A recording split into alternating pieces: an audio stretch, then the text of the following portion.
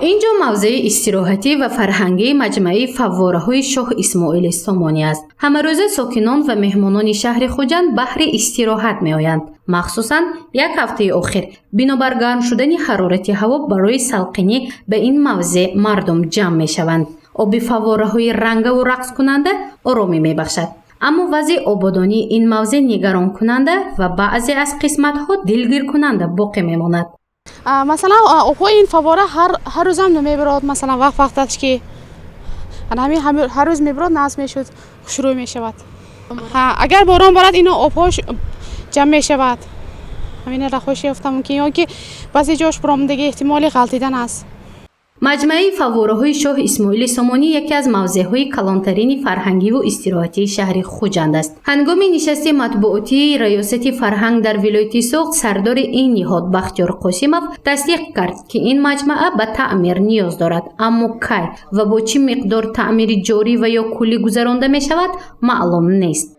لیکن مرکزی فرهنگی است. البته ما فقط طلب کرده میتونیم جدی و استتیکی و خوشبو میشه. برای همین این چیزاشو ما میدونیم، لیکن ما از سببی برای بعضی چیزهایی که میشه که صرف کوری کردن و مبلغ‌های زیاد میبرد برای تجهیزات خریدنش، ما حرکت میکنیم که همون رو تعمیر کنیم. 100 سنگ نیه، 1 سنگ خریم و بریشه قسمای احتیاطیشه همون با خلق خدمت کنند. حالا بیشتری محرک ها، نساز و ناقل های برقی کار شایع می باشد و از روی رجه کار می کند، اما 4 عدد نساز های آبکش این فواره ها روی تعمیر را می بیند. متخصصان می گویند که همه روزه برابری پیدا شدن نقص یا کمبودی سری وقت تعمیر جاری در داخل فواره ها گذرانده می شود تا بگاه ساکنان به استراحت فرا گرفته شوند. کارهای تعمیری تجدیدی فواره ها آن قسمای احتیاطی که برای تعمیر احتیاج دارند ما سری وقت آن را در روزهای کاری اجرا نموده شبانه آن را به کار میاندازیم.